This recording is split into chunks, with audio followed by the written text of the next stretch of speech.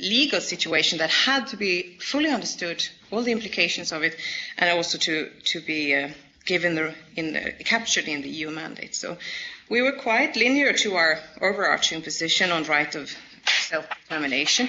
We were hesitant to give an too open negotiating mandate to the supranational institutions. So what we requested is then to have certain safeguards inserted that basically kept things at an equilibrium. So the situation that has been described numerous times this morning of not a specific legal base for common forest policy is kept, but with the recognition that there is an influence from other policy areas. And since it was set, we were then acceptable also to the launch of these negotiations. Sometimes I'm getting the question, well, Sweden is against this LBA, aren't you? And just wanted to make that clear then, just for a point of understanding, that we had hesitations to the format, on what terms the negotiations are to be brought. But let it be known from this point on that the LBA, the content-wise, that we did not object to it per se.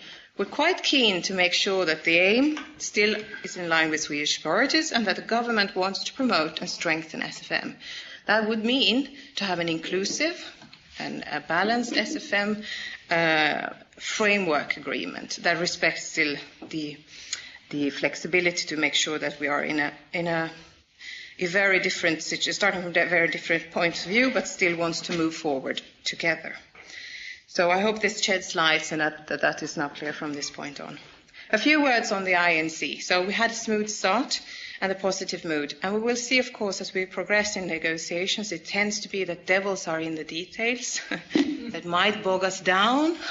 And Jan Heine, I think we were very, very well painted the picture of where we have made progress and at least have a bit of structure, etc., and where we still have a lot things to do. I also want to address my Russian candidates who were there and also well prepared and raised a lot of valid questions that we as a collective will have to address as a group together. So we look forward to the continued discussion on the matter of that. Finally, then turning to the involvement of stakeholder community. Okay, so you can see it's happening on all these different levels. The question was raised from WWF on how to participate, and that question was also answered. I just want to reiterate that the ink is open to the stakeholder observers. It's just to follow the rules of procedure, to apply, and then to be accepted to the group. So we would welcome a very strong stakeholder participation in that one.